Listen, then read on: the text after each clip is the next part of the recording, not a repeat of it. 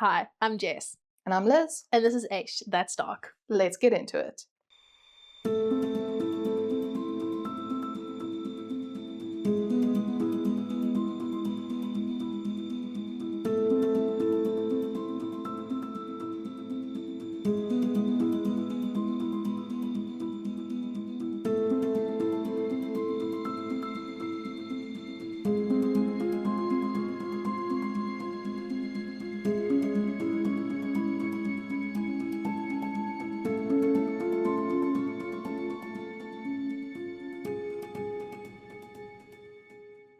And we are back on this lovely sunny day It's a very in lovely day Joburg. outside. in Gauteng, close to Springs? We've been close to every single case that we've covered in the past, 3 weeks. You know, I would assume that is what happens when you live kind of like in the central of Gauteng and everything happens in Okay, Gauteng. but why can't it happen in Limpopo? You know, valid question. I am going to look for a true crime story in Limpopo just to validate your question. In the Northern Cape. Northern Cape also, because we have Eastern and Western Cape. Yeah. Southern Cape, Diaz Point, anyone? Garden Route. Garden Route. I hope nothing happens to the Garden Route. It's so No, pretty. please. We don't want any new crimes. We're looking for the old ones. Yes. Anyway, we are still good. Yeah. We took a little longer than expected because I registered to vote. Yes. If you haven't registered, It's too late. So I hope you registered to vote. Yes. But yeah. Good luck with your decision making for the voting process. Yeah, good luck with all of that. Vote for who you think would do this country good. Yeah, our country needs a lot of love. Yeah. But we had a little break. We were looking at ducks. Yeah, my family has ducks and they're so cute. They're so cute, and the one was just bathing. Yeah, and they wiggle their tails when they're happy. That's such a cute fact. And they I love. quack. And the little male ducks have a little curl in their tail feather. It's adorable. So we just had a nice little break. We did. And now we are diving back into the conspiracy that is this case. I'm so excited. And if you haven't listened to part 1, you know you don't belong here. Go back to part 1. Yeah, you can't sit with us. Go back. Yes. Listen to it, because there's a lot of names and a lot of backstory that you really, really need to actually know what is going on. Exactly. Otherwise, all of this is pointless. And then what are we doing with our lives? But for those who have listened to part 1, a little recap. And also a thank you. Yes, and thank you for coming back. Last episode, we walked through the night Robert and Jean Cora Smit were murdered in their Springs home, the first wave of rumour that followed it. This episode goes all the way in. The security police unit accused of carrying it out, one of its own alleged members describing the operation in his own words, the actual Truth and Reconciliation Commission findings, an eyewitness account that surfaced decades later, and a theory that reaches from Springs to Santiago to Washington, D.C. Then we close with a 13-year-old girl who grew up to spend her entire life trying to get anyone, to tell her the truth.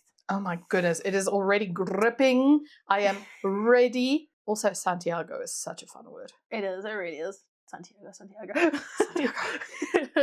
But anyway. Without any further ados or adon'ts, quick heads up on what's coming in this episode. We're about to meet a man who sat down decades later and wrote out in his own words exactly how he believes 2 colleagues carried out the murders down to the motel booking. An official government commission that looked at all the evidence and concluded plainly that the killers came from inside the state, and a theory that ties this to one of the only acts of state-sponsored terrorism ever carried out on American soil. By the end of it, you'll have more named suspects than an unsolved case has a right to, and still not one conviction. You know, I'm really excited for the story, but the fact that you say it's still unsolved puts a little damper on things.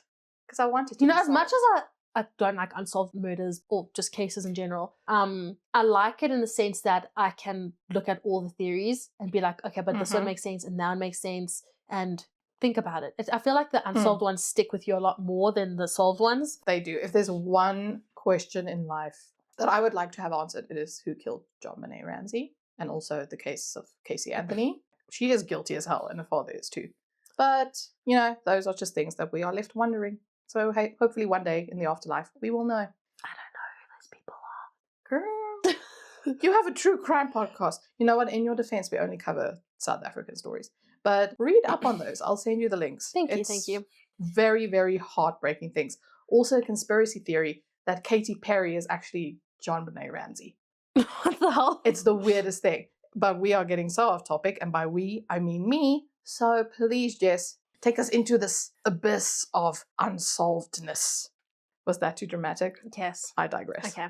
At her parents' funeral in Pretoria, 13-year-old Lisa Smit stood there while Prime Minister John Vorster took her hand. His face, she remembered, decades later, was an unusual grey colour, tired, drained. Standing nearby was Pik Botha, a close friend of her father's and a senior cabinet minister, who told her he wished he could help her, but that his own hand had been chopped off. She was already furious by that part because she'd overheard adults whispering that the National Party itself was behind the killings. We're going to come back to Lisa properly at the end of this episode because she spent the rest of her life trying to find out if that whisper was true. But first, we need to explain why so many people, from the moment of the murders, assumed the answer was going to be political. To understand what happens next, we need to take a step back, because the Smit murders didn't happen in isolation. They happened right before and quite possibly helped trigger one of the biggest political scandals in apartheid South African history, the information scandal, also known as Mullergate. In 1978, journalists started exposing how South Africa's Department of Information had been running a secret, multi-million rand propaganda operation, funneling money out of the defense budget to fund covert projects at home and abroad, including setting up an entire pro-government newspaper and attempts to secretly buy up hostile publications. What the heck, South Africa? What are we doing? What were you doing? So let's talk about the players of this, shall we? Prime Minister John Vorster, Connie Mulder, Minister of Information and leader of the National Party in the Transvaal, General Hendrik van den Berg, head of the Bureau for State Security, known as BOSS, which is, I don't know, I just like that. Then it should be Bureau of State Security, not Bureau for State Security. Otherwise, it would have been BFS. I know, but BOSS is better, okay? BOSS is so much better. And Michelle Rodi, Secretary of the Department of Information. The scandal ended all four of their careers. I haven't heard of any of these people. Yeah, well, their careers died, that's why. Yeah, that's why. Scandal. Like, see? As the scandal broke, the rumors about the Smit murders and the information scandal basically merged into one story in the public imagination. People started saying Smit was killed because he'd found the department's secret slush fund, also known as a pool of money that can be used for illegal activities. Yeah, and that isn't like managed officially. Yeah. So it was allegedly signed off by Vorster himself. Rodi, writing his own account of events years later, complained bitterly that some newspapers barely troubled to hide their conviction that the Smits had been murdered because Robert had discovered the department had secretly transferred state funds into hidden Swiss accounts. It's always Swiss accounts. Swiss bank account. I want Swiss accounts. Yeah, I want an offshore. Legal ones. Yes. Legal offshore accounts are a thing. You and I can want that. have a legal Swiss bank account. And I want that because it means I'm rich. See?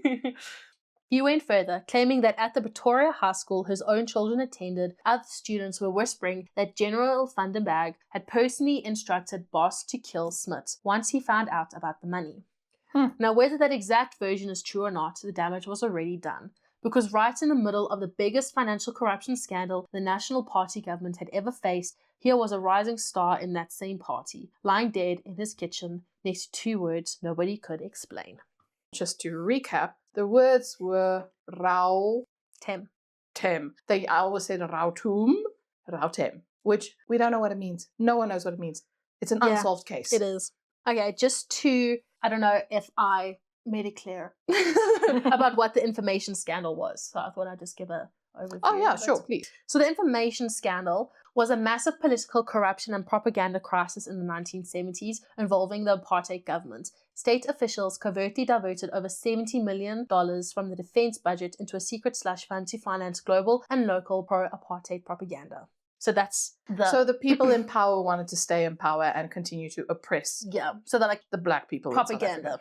That $70 billion. Ugh. Sis man. Yeah. Okay. That funeral and the whisper Lisa overheard there points straight at BOSS, the Bureau for State Security, which is where this case has always eventually landed. BOSS has been persistently linked to the Smit murders for decades, partly because of its role in the information scandal, and partly because of allegations that it ran a covert unit called the Z Squad, or Z Squad. I would say Z Squad. Sounds better. Even though I say Z. Responsible for extrajudicial killings through the 1970s. In 1997, a former security police member named Roy Allen was publicly named by the Afrikaans Daily Beeld as the case's main suspect. What's the Beeld again, Liz? The Beeld is an Afrikaans newspaper. Thank you. He came out swinging in an interview with that same paper saying plainly, "I am no murderer." He confirmed he had been in the security police at the time, but insisted he was never part of the Z Squad. He said he'd actually been dating Robert Smit's secretary around that period, a woman he called Ida, and that Smit himself had spoken to him a couple of times about, in his words, this and that. Yeah, we That doesn't we mean talked about this and that. That doesn't mean you didn't kill him. Yeah, my It's guy, we talked about a few things once. It doesn't so- clear you of any conviction. But it's Have also you heard like, that husbands kill their wives and vice versa, and they talk all the time? yeah, yeah. And he's like, oh, what do you talk about? Oh, this and that. Yeah. And I dated his If you gave secretary. more information, maybe that would have cleared your name even further. But you know what? It's too late now. Yeah. Hindsight. Then, almost a decade later, in 2006, it got a lot more specific. That's a gigantic time jump. It is. Bealt reported, based on an anonymous intelligence source, that Alan and two other alleged former Z Squad members, Dries Verwey and Phil Freeman, had actually carried out the murders to stop Smit going public about secret overseas accounts used to fund government-front organizations. There was one more detail in the report that's strange, even by this case's standard. At some point, two Italian-made stiletto knives, the same style of weapon used on Jean Cora, had been delivered to a police station in Cape Town, with Phil Freeman's name attached to them. Nobody has ever explained who sent them or why. It sounds like either a guilty conscience that someone sent them, or they were like, listen, this came into my possession. I don't want anything to do with this. Just send them off and we speak about it no further. And they just never knew why. But didn't this happen before? So these things were in their possession for like, 30 years? But no charges were ever laid. And the timing makes this one especially frustrating. By the time the 2006 report came out, Verwey was already dead. He'd been found dead in Port Elizabeth in 1980, shot in the side of the head, in circumstances the police apparently believed amounted to homicide. Through his own window, maintained for the record that he died of a heart attack. And that's what went on his death certificate. No. This was part of that thing that happened with Smit. He was going to go and tell people what happened, and he got shot. Freeman had died in a shooting accident in his own garden in the early 1990s, with no foul play suspected at the time. And Alan was living in Australia, where he denied it all over again. Very convenient. How can someone be killed in a shooting and no foul play is expected? Yeah, they're like, oh, he had a gunshot to the head. You know what killed him? The heart attack, though. Hello? I think a bullet just came from the sky and landed in his head. Yeah. It's like, I accidentally tripped and landed on a bullet in my head. It's like, are you kidding me? But Verwey and Freeman never got to answer for any of it themselves. But as it turns out, somebody who worked alongside them did eventually talk. Which brings us to something rare in a case like this. In 2013, oh my gosh, Roy Allen, the same man Bealt had twice named as a suspect, sat down and wrote out, in his own words, exactly how he believed the Smit murders happened, and who he believed did it. It's an extraordinary document, and we're going to walk through it carefully, because it's about as close as this case has ever come to an insider account. Allen didn't confess. He was clear about that. What he did was lay out in forensic detail his suspicions for two former colleagues from the Bureau for State Security Special Task Force, Colonel Dries Verwey and a man named Phil Freeman. According to Allen, Verwey ran. He ran! That is the most Afrikaans you ever sounded in your life. I love that. We are leaving that in. That was amazing. You know what? Yes, he ran. He ran. He ran what is known as D4 section and kept a room at security police headquarters stocked with tools for exactly this kind of work. Silenced weapons of different calibers, poisoned bottles of the kind of Portuguese liquor popular in Mozambique and Angola at the time, stolen Zambian police uniforms and new cell keys, even transistor radios rigged with explosives that would detonate the moment someone switched them on. I'm sorry, that's a lot of things at your disposal to kill someone and then hide it for decades. So let's talk a little bit about Phil Freeman and how Allen describes him. So Allen describes Freeman as a perfectionist, an electronics specialist who built parcel bombs disguised inside hollowed-out copies of Mao Zedong's Little Red Book, with the explosive poured and molten and set with what Allen calls surgical precision. This dude knows a lot. This man's an explosives expert. This man knows things He's that got he a should lot. not know. He's got stuff. He's got poisons. He's got uniforms from other countries. He's got liquor. That's poisonous. That's poisonous. Silenced weapons. This man is I don't know if it was his line of work, but this man is incriminating himself by just existing. He never confessed though. Yeah, no, Alan said like, I think it was this man. Yeah. Which valid reading all of that. But how much of it is true, we don't know. Alleged. He alleged that he was part of it. Alan even describes Freeman warning him years earlier about a small personal habit, letting a burnt match dangle from his fingers after lighting a cigarette, telling him it was distinctive enough to link him to a crime scene and that he should stop doing it. That's the level of tradecraft we're talking about. Okay, there's a few things wrong with that sentence. First of all, why would you just dangle a match from your fingers after lighting a cigarette? Because flames burn upward. And the match gets shorter, so you're burning your fingers, you Maybe idiot. Maybe he just like living on the edge. I mean, have you seen what this guy carries in a storeroom? You know what? This is his normal behavior. He said it's a personal habit. Yeah, I have a personal habit of burning myself with matches. It's distinctive, okay? Oh my gosh. As for the murders themselves, Alan laid out a theory. Freeman drove up from Cape Town using a state vehicle with the speedometer disconnected, met Vervey at a hotel on the East Rand booked under a false name, and the two finalized a plan over takeaway food. Vervey supplied a stolen car and the weapons. After the killings, they returned to the motel, showered, got rid of bloodstained clothing, and shared what Alan calls one whiskey for celebration before going their separate ways. Vervey to torch the stolen car near a township on the West Rand, Freeman driving through the night back to Cape Town. It's chilling stuff, and it comes from a man who has spent nearly 3 decades denying any involvement himself. Alan closes his account by saying he believes the Smit murders will never be solved for 2 reasons. It was, in his words, the perfect murder, executed by professionals, and every single person he suspects of having done it is now dead. Okay, but also he's like, I know exactly what happened. He is giving first-hand accounts, according to him, of how he thinks the murder took place. Yeah, I think they were discussing plans over takeaway food. I think they celebrated by drinking a whiskey. I think this is what they did. Are you kidding me, man? That's very specific. Yeah, it's all sus. It's very sus. Don't be suspicious. Don't be suspicious. Alan's account is one man's version of events, written decades later, with no way to independently confirm it. But it isn't the only serious attempt anyone's made to establish who was behind this. After apartheid ended, the Truth and Reconciliation Commission, also known as the TRC, investigated the Smit murders as part of its wider look into political killings, and its actual written findings are more detailed than most people realize. The Commission's final report describes the killings as, quote, an extremely professional hit, and confirms that despite what it calls intensive investigations, the case has remained unsolved for over 20 years by the time the Commission looked at it. Always too late. And here's where the theories start piling up.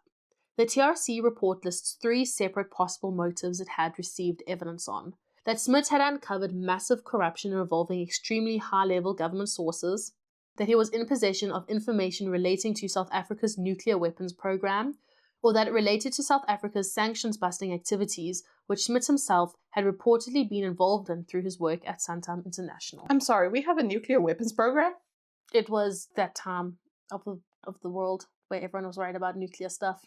So we no longer have a nuclear weapons program, having voluntarily dismantled its entire arsenal of 6 completed atomic bombs in 1989. What the heck? Today, the country's nuclear program is strictly peaceful, focused on nuclear energy, medicine, and research. The energy part, not so much, because we haven't seen any of Very that. interesting thing is South Africa is the only nation in the world to have developed nuclear weapons and then voluntarily and completely given them up. Okay, that's a good thing. Good South Africa. Yeah! Good people! Oh, gosh, So, 6 atomic bombs?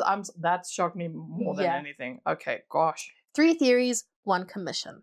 Corruption, the nuclear program, sanctions busting. The TRC didn't pick one, it simply noted that several people confirmed at the time that Smit was in possession of information he had personally described as explosive. Wow. Was that a synonym? Literally. Was that a synonym? I think it's got to do with the finance side of things personally. Maybe it was the financing of corrupt armed forces. No idea. We will never know. That's why it's Yeah, unsolved. which That's is why why we're I'm spitting annoyed. theories. Like, I'm personally genuinely annoyed that I don't know why this man was killed. I want to know exactly the information that he was going to leak before he was killed. I want to know. Someone tell me. Tell me, people. Jess, can I give you a spoiler alert to No your one own knows. research? No one knows. Okay, yeah, I know, but But if it's amazing. If any one of Yeah. our listeners knows anything, come on. Tell us. Go to the authorities, obviously, but tell us. Yes. We also want to know. Yeah, we're But nosy. Also, everything we say in this is alleged. Yeah, none of this. Any of our personal commentary on this is what we think allegedly happened. We are not blaming anyone. But also anything that I am talking about, besides weird commentary, it's all theories. Yes. No one has been convicted of this, as we've said. Yes. So the report names names.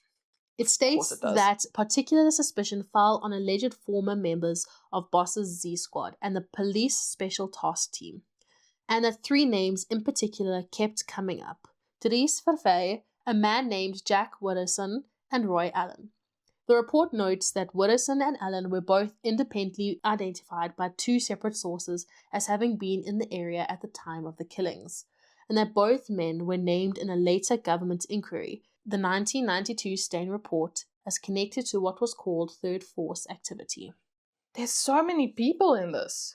And then there's McDougal. Of course. Remember that name from part 1?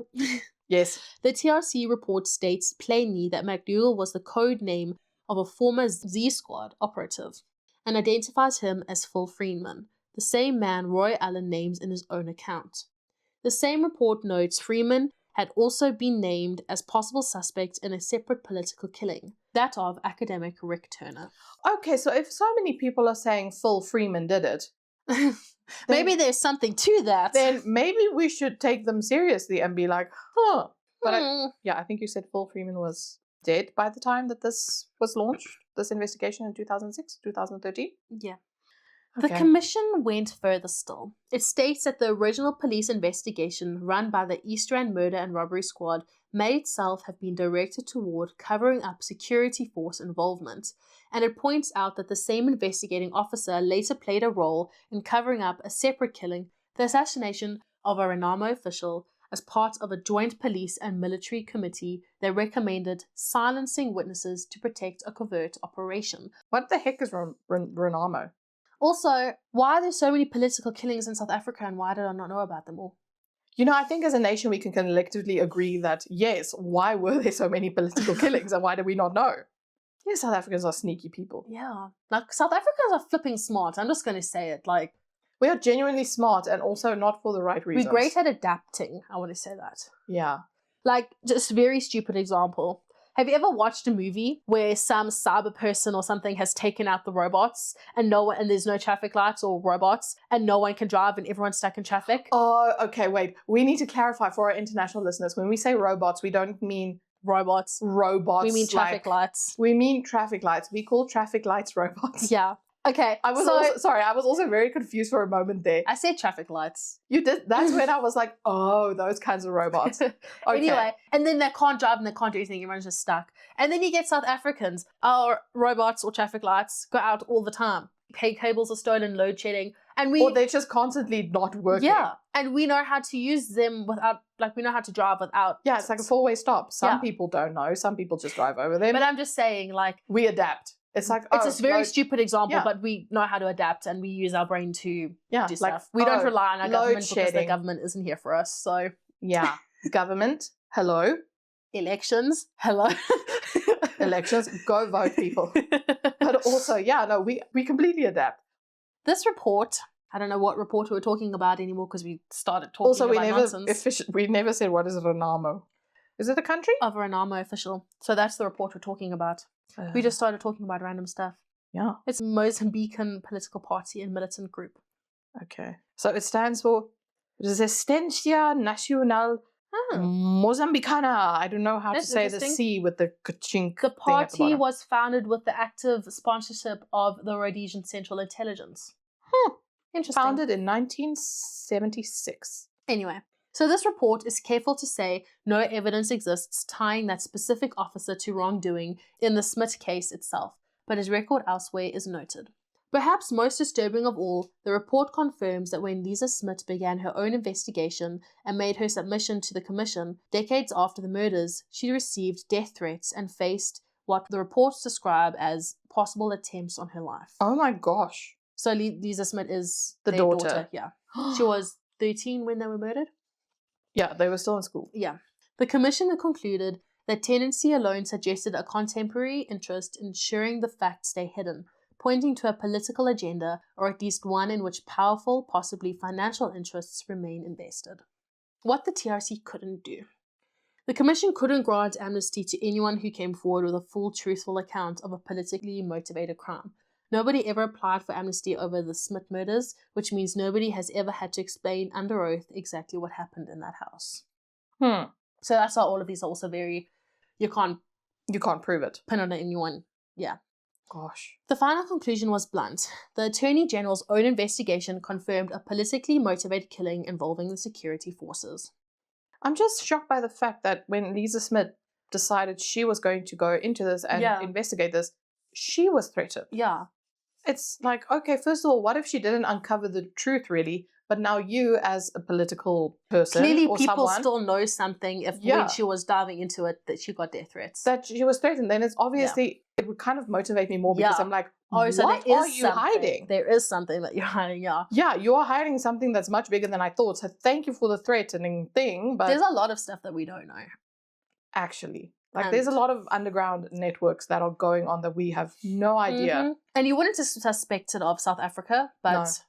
But I think that's the reason why there's so many, because you wouldn't suspect it. Also, off the topic, but I like living in South Africa because in movies, when there's an end of the world, bombing, Africa is never zombie affected. apocalypse, South Africa is never affected. So we're safe. It's fine. You know, we're fine. It's always the States. It's always... Or Australia, or America. Asia. It's America, Asia, and the UK. Europe, Africa is no fine. one cares about us. We're they only care about our diamonds and gold, but otherwise we're They fine. only take our stuff, but they don't care. They only take our stuff and keep us as a third world country. Shame on you, other countries. We should be rich. Anyway, so that conclusion, security forces politically motivated, is where the official record stopped. But in 2011, the Cape Times published something that went further than any official report ever had. An account from an anonymous source who claimed to have actually been present at the killings.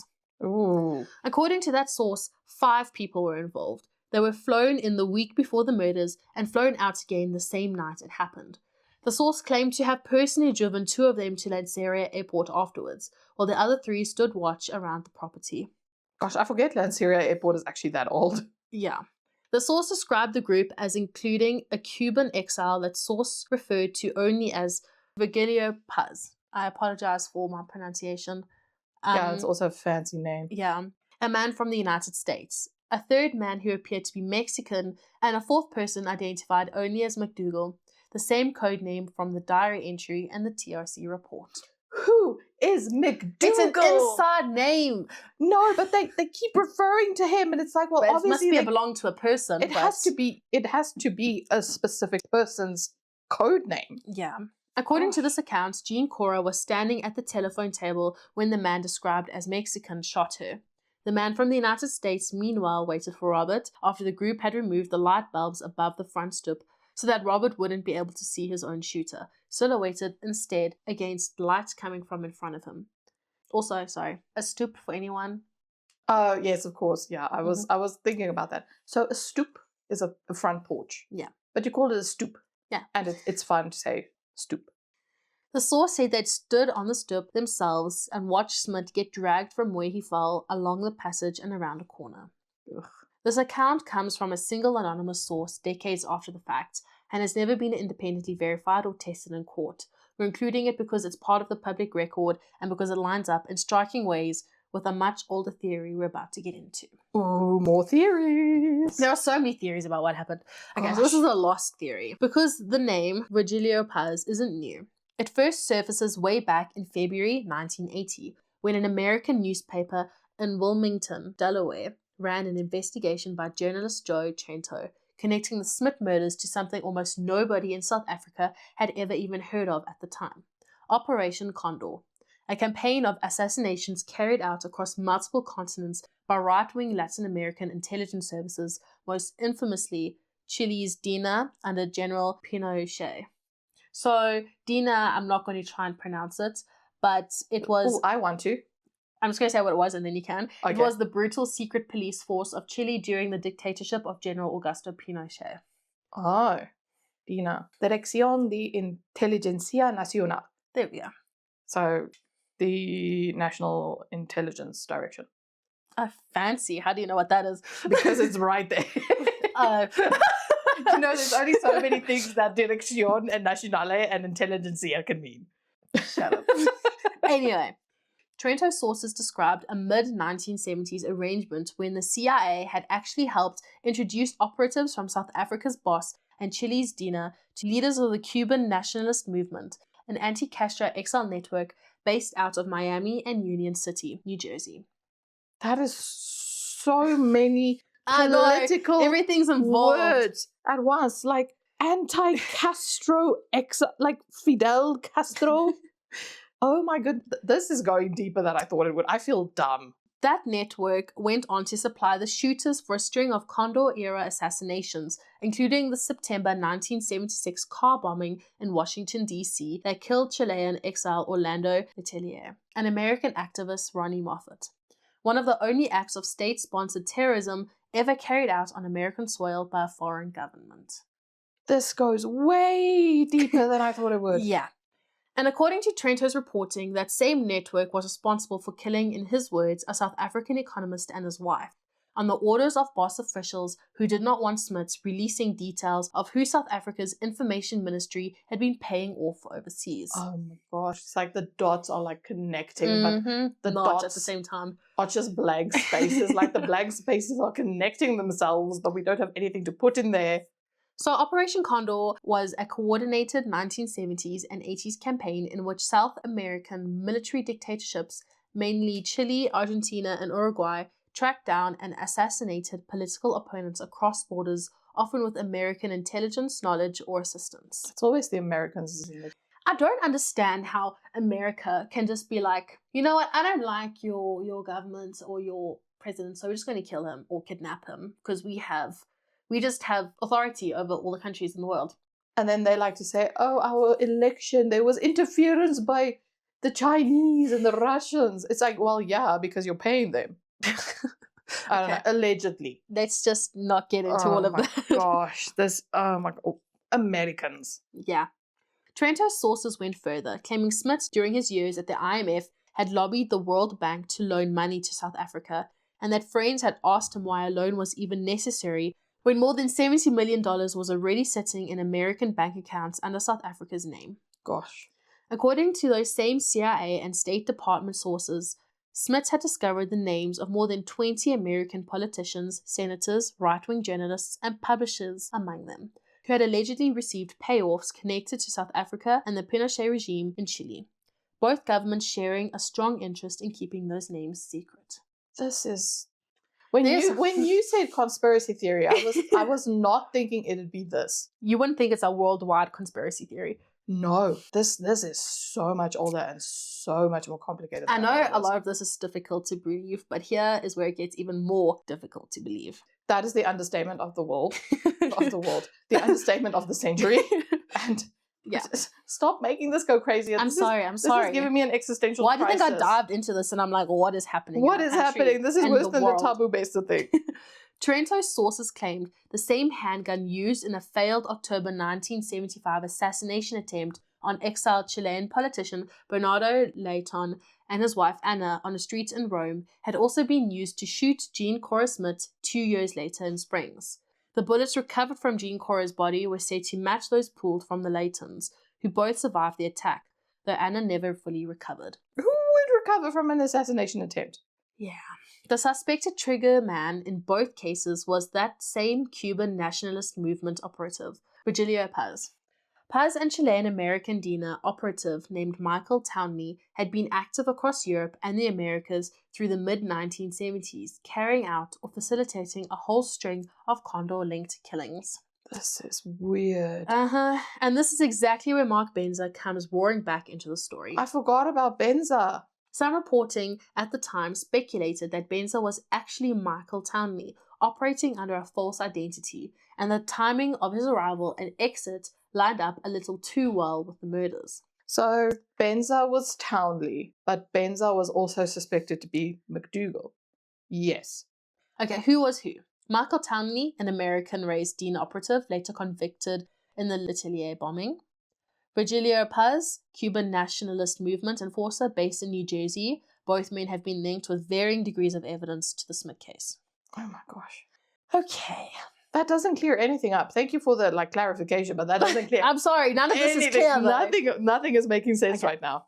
That Rome connection is where this theory is strongest, and it's also exactly where it started to come apart. Okay, now this is where it gets messy. Only it's now? Messy, but it's worth walking through because it shows you exactly how a real cover-up and a runway conspiracy theory can end up looking identical from the outside. When a Johannesburg newspaper picked up Toronto's original story, its own coverage added a bunch of specific claims that weren't even in the source article. That named 2 individuals, not one, had pulled the trigger. That Townley and Benza were confirmed to be the same person, that the ballistics matched the exact caliber used in the Rome attack. See, I told you, Townley was Benza and Benza was McDougal. And some of that turned out to be flat wrong. Damn it. A rival of Ricard's paper ran a rebuttal pointing out the caliber didn't actually match what was reported, and that Benza and Townley were, in fact, 2 completely different people. FBI records, declassified decades later, placed Paz firmly in New Jersey at the start of September 1977 and at the end of November 1977, working as a car salesman, being interviewed by agents about an unrelated matter just weeks before the Smits were killed. There's no confirmed record of his movements in the gap between those 2 dates. Just when I thought I had some sort of understanding of this, it was like, yes, you are dead wrong. It's not like this case has been worked for 50 years and it's not like solved. Actual experts in their field try to work on this list. Yeah. You are not going to solve this. So, does the whole theory just collapse? Not necessarily.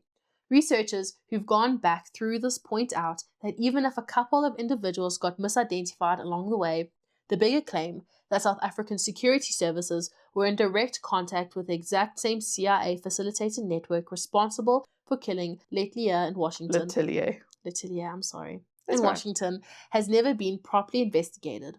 Trento himself said he found it strange nobody from South Africa ever reached out to follow up on his own reporting. Not once. Maybe they didn't want to get killed, my man. In 2011, more than 3 decades after Trento's original story ran, a South African journalist actually managed to track down Virgilio Paz Romero, by then living in Miami, having already served 7 years in an American prison over the Letelier bombing. Paz responded by email and denied any involvement in the Smit killings outright, saying, "I have never been to South Africa, nor do I remember who Robert Smit was." He didn't deny his own violent history. He admitted his role in the Letelier case directly. He simply insisted that whatever he done for ideology, not money. See, so he's like, I've never been to South Africa, but I don't remember who Robert Smit was. So, okay, so you heard of him. Okay, probably by this point everyone has heard of him. But it's not, for me, that's not a strong enough conviction or a strong enough alibi or, I don't know. Also, there's been people before that's like, oh, I was never in South Africa, and they were in South Africa. Exactly. So anyway, around the same time, a National Prosecuting Authority official who had looked into the Smit case in the 1990s confirmed to the same publication that it remained officially an open case, and noted that investigators had worked directly with Robert and Lisa Smit as children during that period, and that Lisa had received death threats even then, decades before the TRC recorded the same thing happening again. Imagine being a child and a teenager and just receiving death threats. Mm-hmm. Like, that is so traumatizing for anyone at any age. And now you are trash if you give death threats to a freaking child. Yeah. So Paz denying it doesn't close the case, and it didn't stop other names from surfacing either. I feel like there's just so many names that are surfacing in this. There are so many names. One more name got added to the suspect list in 2009 by author and journalist R.W. Johnson, Ty Menard. That's a weird name. Ty? a former boss operative who'd worked undercover in Cuba in the mid-1970s alongside the CIA, and who was back in South Africa by 1976, training instructors at the intelligence service headquarters. Johnson wrote, citing what he called an impeccable source, that Minnaar had grown remorseful about the killing later in his life, reportedly saying his orders had come from the very top and that he had come to regret the whole thing. So the Cuban connection with this person, Minnaar's own history working alongside the CIA in Cuba, is exactly the kind of overlap that keeps the Operation Condor theory alive. It doesn't prove anything on its own, but it's not nothing either. I need to stop frowning, because as I'm reading this, like, I'm just frowning more and more because I'm not understanding a single thing, and I'm listening to you and I'm not understanding. This show is going to give me so many wrinkles, man. Stop frowning, bro. I need to stop frowning. I'm a 32-year-old lady and I should not be frowning. I shouldn't be. You shouldn't be, no. Roy Allen, for his part, dismissed Minnaar's version entirely in his own 2013 account, describing him and other former intelligence figures who'd made similar claims as motivated purely by, in his words, greed and self-enrichment. How is that going to enrich you, my guy? You're not going to get money for this, and if anything, you're going to get murdered for this. He also flatly rejected the idea that a foreign hit squad was behind the killings at all, arguing that in his experience, hired killers always eventually came back looking for more money to stay quiet, and that if that had happened here, someone would have talked by now. And nobody ever has. Maybe because they all got killed before they could. That is true. And also, I disagree with him. I think if you were like a professional hitman, you always got your money. If that person didn't have your money, you kill them and you go above their head and you get the money. You wouldn't be like, give me more money. And no, you're not going to be that person. I mean, I don't know. Let me just put it out on the record. I do not know. Yeah, it sounds like you know, Liz. You know, video games teach me a lot of things. Fair enough. Allen dismissing Minnaar's account as self-serving is really just one more denial added to a pile of denials. From Allen himself, from Puz, from every named suspect this case has ever produced, which brings us back finally to Lisa Smit and the funeral we opened this episode with. She was 13 when her parents were murdered, and she has spent basically her entire adult life trying to figure out who did it and why.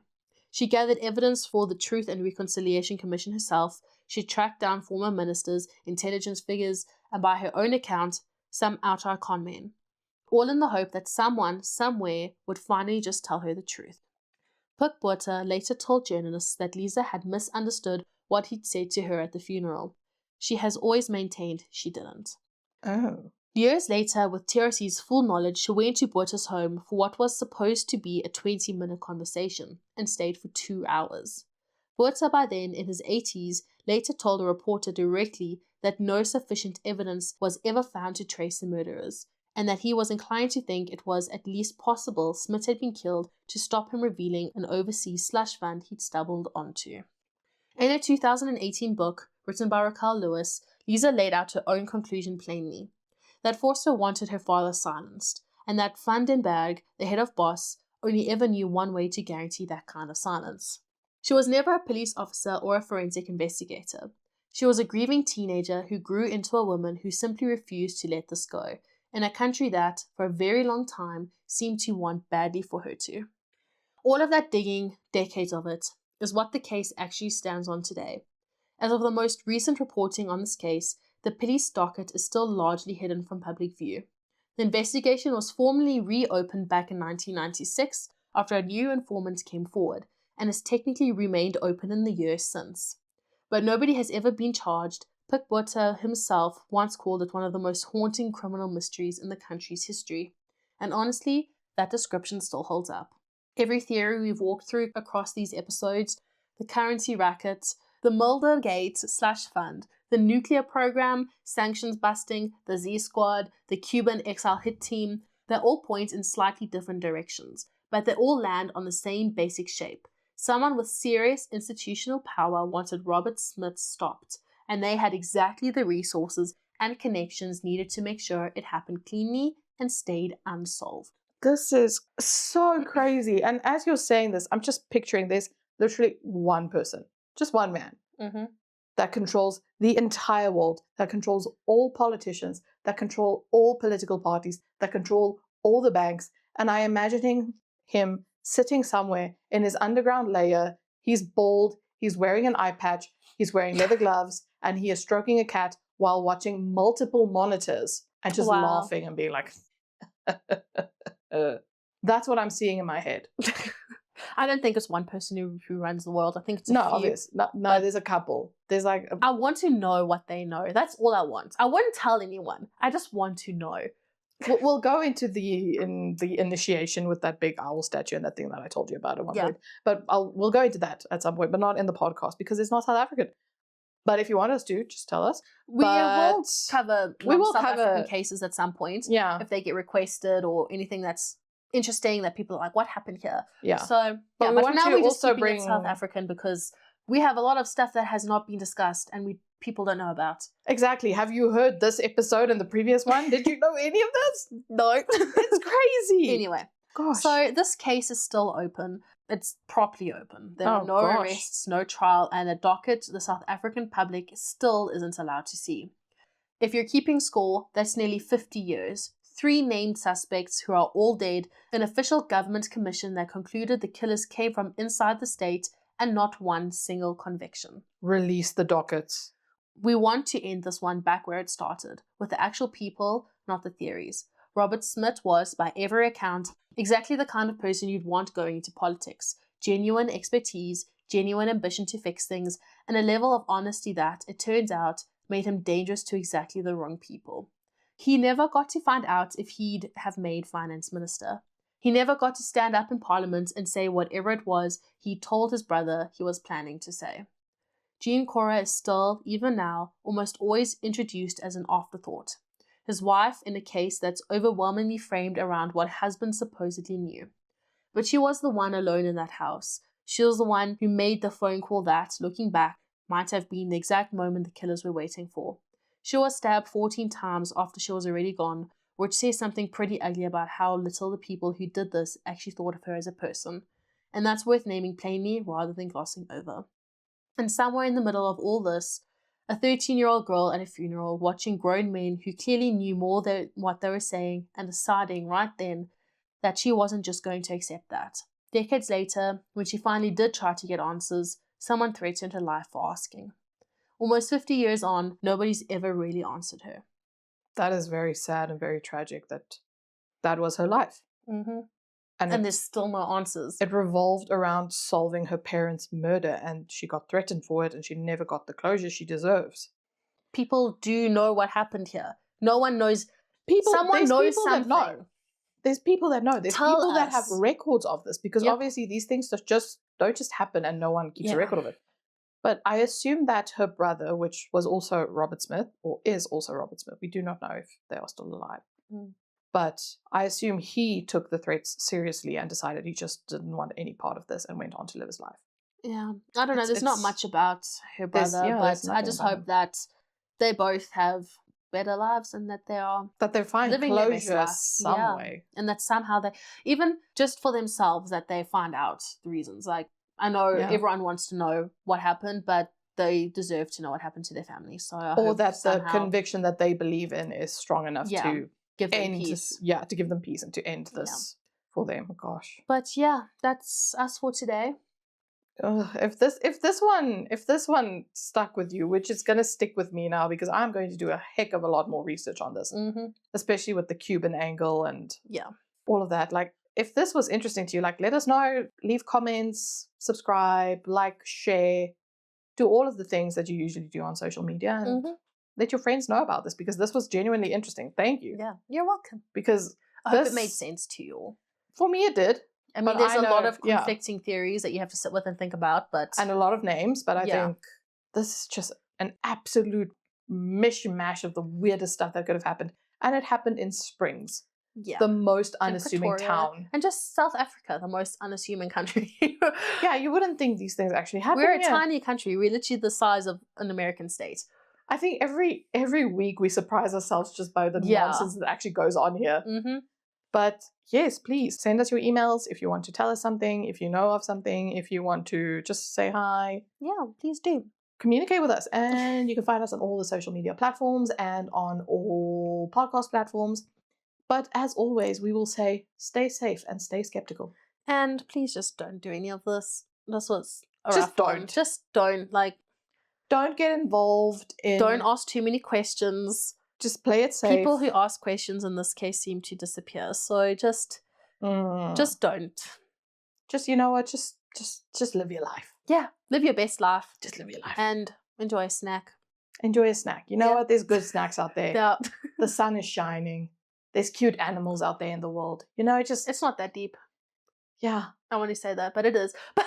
No, it is. But I was talking to, this is off topic, but I was talking to Liz just now. We're outside and I'm just like looking outside and the sun is shining and the sky is blue. And I'm like, our job's really that end all be all. You know, there's so much bigger things happening in the world. Why are we so stressed about the minuscule Just things in life? Take a moment to Just be breathe. present and breathe and Just do something remind for yourself. yourself. Yeah. Treat yourself. Take a walk. Go Yes. outside. Touch grass. Especially after this case, because this case was quite intense. So yeah, I'm just gonna go outside and stand in the sun and disassociate for a while. sounds great. But anyway, we love you all and we'll see you in the next one. Goodbye. Bye.